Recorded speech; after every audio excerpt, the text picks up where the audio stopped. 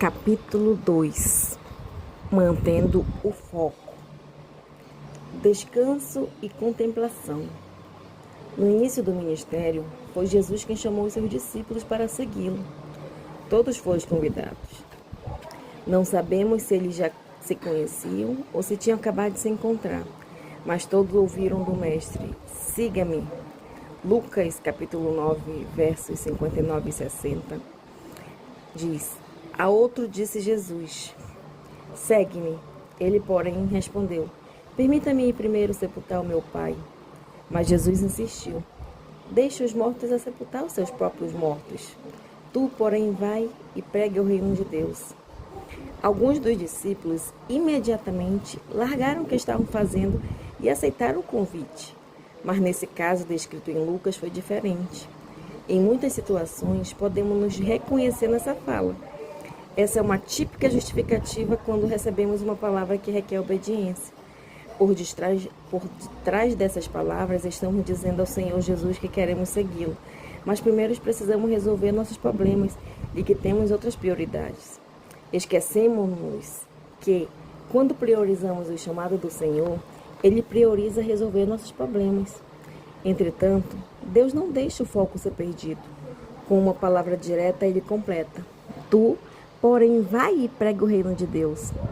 Ele nos chama e assume total responsabilidade sobre a nossa vida. João 15, verso 16. Não fostes vós que escolhestes a mim. Pelo contrário, eu vos escolhi a vós outros e vos designei para que vades e deis fruto, e o vosso fruto permaneça. Quem é chamado por Deus não vive mais pelos seus próprios recursos, mas sim pelos de quem o argimentou. Filipenses 4,19. Alguém chamado não vive mais para os próprios propósitos. As prioridades mudam, bem como as escolhas, crenças pessoais e até mesmo o foco. A vida é feita de escolhas. Jesus compreendeu e demonstrou esse conceito ao deixar o martelo na carpintaria e pegar o cajado. Ser carpinteiro é uma atividade que aprendeu com seu pai José. Provavelmente fazia muito bem, mas existia algo maior que só ele poderia realizar, e assim o fez, e o mundo nunca mais foi o mesmo. A escritora Laurie Beth diz em seu livro Jesus Coach: os desafios que as pessoas enfrentam não se devem à falta de oportunidade, mas à multiplicidade de opções. Estamos cercados de muitas opções e muitas vezes não sabemos como reagir a elas e perdemos o foco. 1 Coríntios capítulo 14, verso 10 diz: há, sem dúvida, muitos tipos de vozes no mundo, nenhum deles, contudo, sem sentido. Tudo aquilo que ouvimos e vemos tem uma proposta, um propósito embutido, um anúncio ou uma propaganda que quer nos fazer comprar algo, um filme quer nos envolver em sua trama para que o assistamos até o final. Uma aula tem como objetivo nos fazer aprender um novo conteúdo. Muitas dessas propostas estão alinhadas ao que Deus tem para nós. Já outras não têm nada a ver com o que Ele planejou. As distrações são um dos grandes adversários que precisamos vencer no dia de hoje. Por isso precisamos manter o foco. Jesus sabia que a cruz era o momento mais importante do seu ministério e era nisso que ele focava. João capítulo 13, dos versos 1 ao 4. Ora, antes da festa da Páscoa, sabendo Jesus que era chegada a sua hora de passar deste mundo para o Pai, tendo amado os seus que estavam no mundo, amou-os até o fim. Durante a ceia, tendo já o diabo posto no coração de Judas Iscariotes, filho de Simão, que traísse a Jesus, sabendo este que o Pai tudo confiara às suas mãos e que ele viera de Deus e voltava para Deus, levantou-se da ceia, tirou a vestimenta de cima e, tomando uma toalha, cingiu-se com ela. Ao se preparar para a cruz, Jesus entende o cumprimento de seu chamado. Em tudo ele deu o seu melhor, assim como diz o texto de João. Tendo amado os seus que estavam no mundo, amou-os até o fim. A expressão amou até o fim, no grego, expressão estelos, que possui dois sentidos.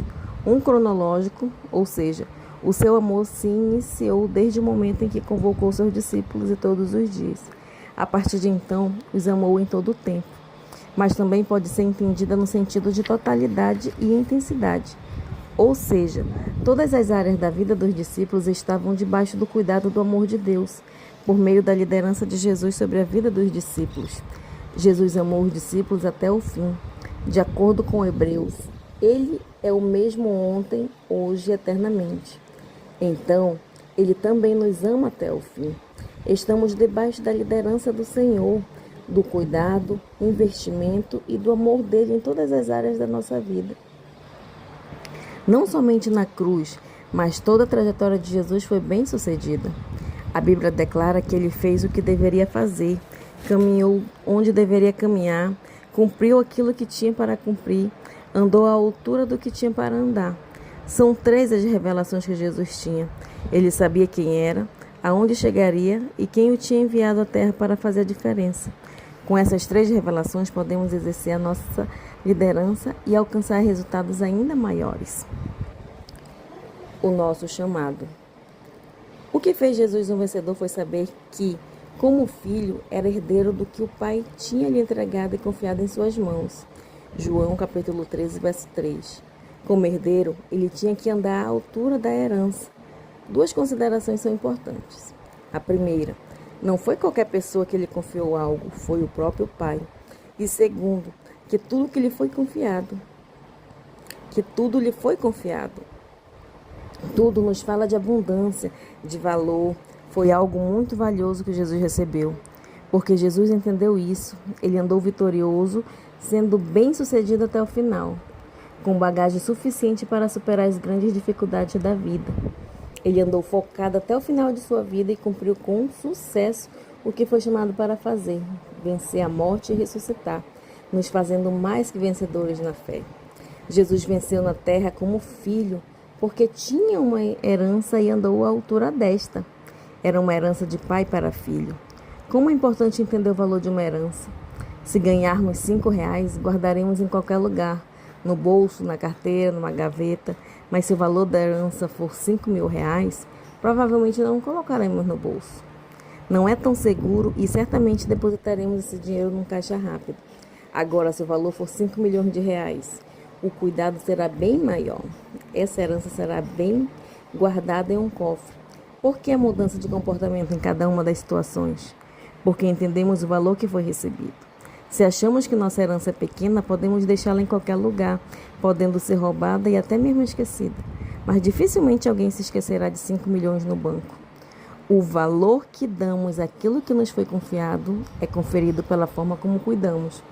Quanto maior o valor, mais cuidado depositaremos. Nos dias de hoje, é muito comum alguém falar sobre qual é o padrão de sucesso fora do que Deus tem para nós. Exemplos de conquista de outros podem ser inspiradores, mas não podem ser nosso modelo. Nosso modelo está em Cristo. Jesus não perdeu o foco com outras coisas porque sabia que o Pai lhe tinha confiado a identidade de filho e sua missão era ser o redentor de toda a humanidade. Ele entendeu os seus dons naturais, espirituais e a capacidade que o Pai tinha lhe dado. O valor do que Deus nos deixou por meio da obra de seu Filho Jesus é imensurável. João capítulo 1, verso 12. Contudo, aos que receberam, aos que creram em seu nome, deu-lhes o direito de se tornarem filhos de Deus. Não existe cargo maior do que ser filho de Deus. Em Jesus recebemos esse direito. Essa é a nossa maior vocação aqui na terra. E assim como Jesus, devemos andar à altura do que Deus nos confiou.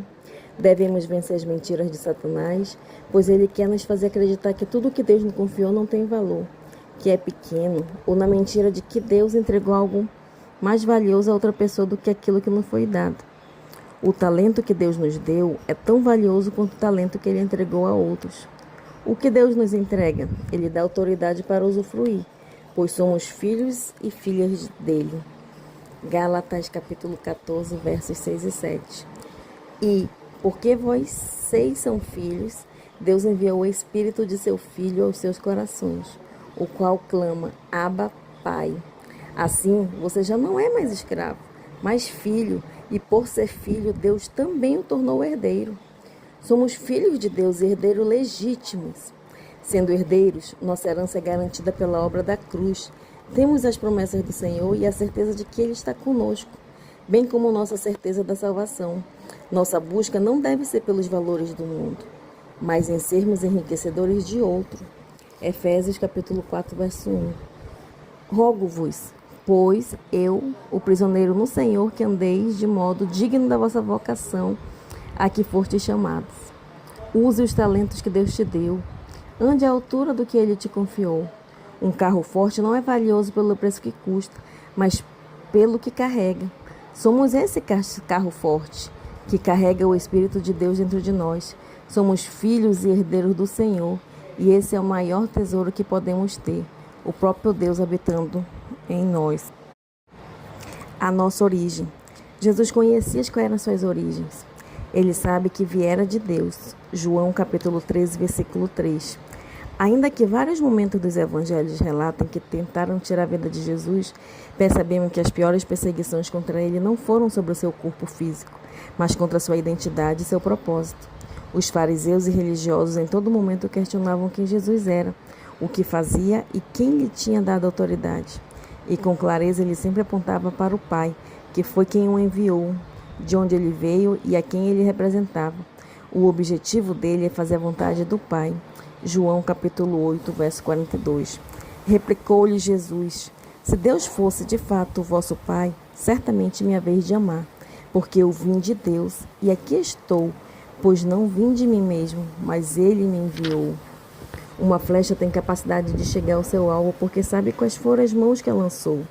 De forma semelhante, temos que nos lembrar da nossa origem e crendo no que Deus tem para nós, sabemos onde podemos chegar. No meio das perseguições, Jesus se lembrava de quem Ele era. Nossa origem também é o Pai Celestial, e essa verdade deve ser lembrada tanto diante de problemas como nas conquistas. É Deus quem tem nos dado toda a provisão. Efésios capítulo 3, verso 20. E é para Ele que fazemos todas as coisas. Colossenses capítulo 3, verso 23. Romanos capítulo 11, verso 36. Como Jesus, as piores perseguições que vivemos não são contra a nossa integridade física, mas contra nosso propósito de vida, nossa identidade, quem somos e a quem pertencemos. Quando lemos a resposta de Deus a Jeremias, porque este disse que não passar de uma criança, entendemos que os nossos olhos devem estar em nossa origem, lembrar quem somos nele. Não digas, não passo de uma criança, porque a todos a quem eu te enviar irás, e tudo quanto eu te mandar falarás. Jeremias capítulo 1, verso 7. É Deus quem habilita para viver o propósito, porque mesmo antes do nosso nascimento, Ele nos convocou. Uma das coisas mais perigosas em nossa vida cristã é a carência da identidade, de quem somos. Em Provérbios 27, verso 10, adverte que a alma farta pisa o favo de mel, mas a alma faminta todo amargo é doce. Quando estamos cheios de provisão, não damos valor àquilo que é proposto diante dos nossos olhos, assim como alguém que acabou de almoçar. Se lhe for oferecido um delicioso prato, será recusado, pois não tem mais fome. Quando sabemos a nossa origem, nada nos para. Quem nos chamou nos sustenta e nos dá a capacidade de sermos vitoriosos até o fim. Como Paulo disse, porque dele, por meio dele e para ele são todas as coisas. Romanos 11, 36. 1 Pedro 2, versos 9 e 10 diz: vós, porém, sois raça eleita, sacerdócio real, nação santa, povo de propriedade exclusiva de Deus, a fim de proclamardes as virtudes daquele que vos chamou das trevas para a sua maravilhosa luz. Vós, sim, que antes não erais povo, mas agora sois povo de Deus, que não tinhais alcançado misericórdia, mas agora alcançaste misericórdia. Quem sabe de onde está partindo, sabe qual o destino, até onde pode chegar. E mais importante que saber de onde, é saber quem enviou. Quando Deus envia, Ele orienta durante toda a caminhada até o destino final, no alvo, que é o cumprimento de sua vontade. Lembrando da nossa identidade, nos lembraremos da nossa missão. Fomos chamados para proclamar ao Senhor e liderar conforme a capacidade que Ele nos tem confiado. O nosso destino. Jesus conhecia o seu destino profético enquanto homem, que foi enviado por Deus, e sabia que após cumprir o seu ministério terreno, voltava para Deus. João capítulo 13, verso 3. Os gregos intelectuais da época quiseram encontrar com Jesus, Talvez tivessem como objetivo fazer dele um grande pensador, um filósofo, mas a resposta do Senhor foi clara. João, capítulo 12, versos 20 ao 24. Ora, entre os que subiram para adorar durante a festa, havia alguns gregos.